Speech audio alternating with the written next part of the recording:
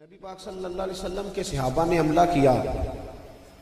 हातम ताई जिस कबीले में रहता था उस कबीले पर हातम ताई का जो बेटा था अदी बिन हातम वो कबीला छोड़ के भाग गया। कहने लगा मैं मुसलमानों का मुकाबला नहीं कर सकता लिहाजा भाग रहा हूं। हातम की जो बेटी थी वो कहने लगी मैं सरदार की बेटी हूं और बड़े घरानों के लोग भागा नहीं करते, मुकाबला करते। मैं कौम के साथ जीऊंगी, कौम के साथ मरूंगी।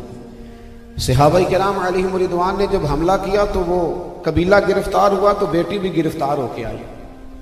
इब्ने इसहाक इब्ने शाम दोनों में आपको रवायत मिलेगी। हातम ताई की बेटी कहती है मैंने दिल में ख्याल किया कि मैं माज़अल्लाह मुसलमानों के नबी से ऐसे सवाल करूंगी, ऐसे सवाल करूंगी कि उन्हें जवाब नहीं आएगा। नकले कुफर कुफर न बाशा, ऐसी बातें करूंगी। और कहती है मेरी तनी हुई गर्दन थी, अकड़ी हुई। बादशाह की बेटी थी और जमाना जानता था।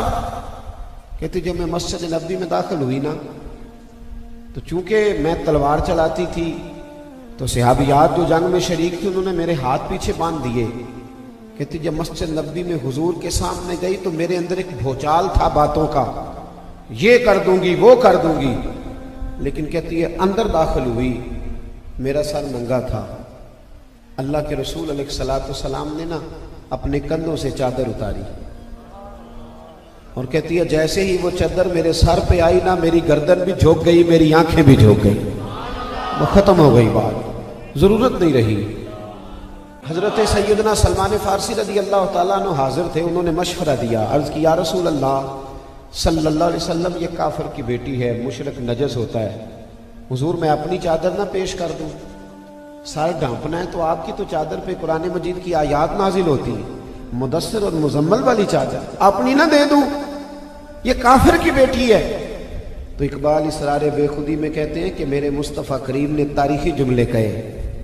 महबूब फरमाने लगे सलमान चुप कर जा, बेटी काफिर की भी हो तो बेटी होती है, बेटी तो बेटी होती है, बेटियां तो सांझी होती हैं, बेटियां सांझी होती हैं, वो बेटियां एक जैसी होती हैं।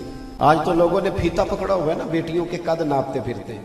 कहते हैं 1 इंच कद बड़ा होता तो मैं अपने बेटे के लिए ले लेता, डर अल्लाह ताला से। मेरे महबूब ने फरमाया बेटी तो बेटी होती है, बेटी तो बेटी होती है। हातम ताई की बेटी कहती है अब नबी पाक सल्लल्लाहु अलैहि वसल्लम से करने के लिए मेरे पास बचा कुछ नहीं कि मैं बात करूं। हुजूर फरमाने लगे तेरे बाप के अंदर अच्छी आदतें थी, तू बता क्या चाहती है, तुझे आजाद कर दूं? तो वो अर्ज करने लगी हुजूर सिर्फ मैं नहीं आजाद होगी, मेरा सारा काफिला भी छोड़ना पड़ेगा। तो महबूब ने फरमाया तू बड़े सखी के पास आई है, जा तेरे सारे कबीले को आजाद करता हूं। वो आजाद कर दिया। जब वापस गई तो उसने अपने भाई को बुलाया। कहने लगी भाई मैं जिससे मिल के आई हूं वो बादशाह नहीं है, वो अल्लाह का नबी है।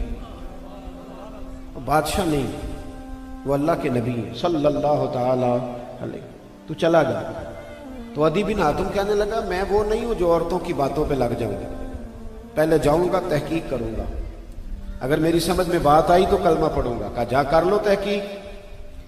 अदी कहते मैं आया और जब मैं पहुंचा ना तो नबी पाक सल्लल्लाहु अलैहि वसल्लम मस्जिद में बैठे थे।